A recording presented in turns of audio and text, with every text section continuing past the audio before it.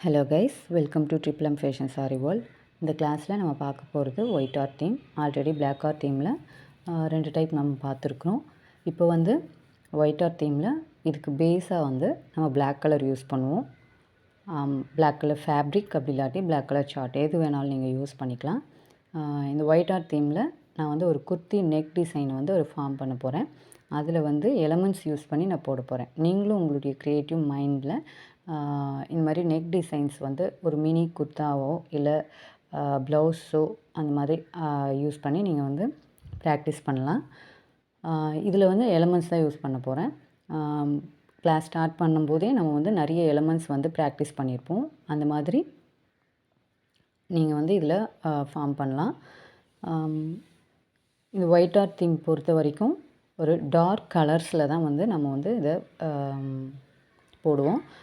அதாவது black, dark blue, sky blue, அதுக்கப்புறமா red, yellow, இந்த மாதிரி கலர்ஸ் குர்த்தீஸ்லேயோ இல்லை ப்ளவுசஸ்லேயோ வந்து இந்த ஒயிட்டை வந்து நம்ம ஒயிட் பெயிண்ட் யூஸ் பண்ணி நம்ம டிசைன் பண்ணுவோம்.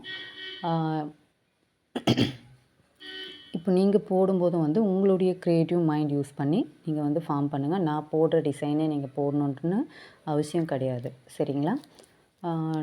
அப்புறம் வந்து நீங்கள் போடுற இந்த டிசைன்ஸை வந்து நீங்கள் ஃபஸ்ட்டு பென்சிலில் வரைஞ்சிக்கோங்க.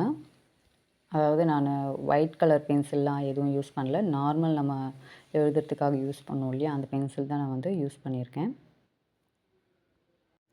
அப்போ தான் நம்ம வந்து டிசைன் பண்ணும்போது ஏதாவது மிஸ்டேக் பண்ணாலோ இல்லை நமக்கு அந்த ஷேப் கரெக்டாக வரலனாலும் நம்ம எரேசர் வச்சு ரப் பண்ணிவிட்டு அதுக்கப்புறம் கரெக்ட் பண்ணிக்க முடியும். ஏன்னா பெயிண்டில் ஸ்ட்ரெயிட்டாக நம்ம யூஸ் பண்ணிட்டோம்னா அது மாற்ற முடியாது. ஸோ நம்ம எப்போயுமே ஒரு டிசைனை நம்ம ட்ரேஸ் பண்ணிவிட்டு அதுக்கப்புறமா அது மேலே வந்து நீங்கள் பெயிண்ட் பண்ணுங்கள். கிளாஸ் ஜாயின் பண்ணணும்னு நினச்சிங்கன்னா ஸ்க்ரீனில் தெரிகிற வாட்ஸ்அப் நம்பருக்கு வாட்ஸ்அப் பண்ணுங்கள். இதுலேயே வந்து தீம் பேஸ்ட் பண்ணியும் நம்ம வந்து பண்ணுவோம்.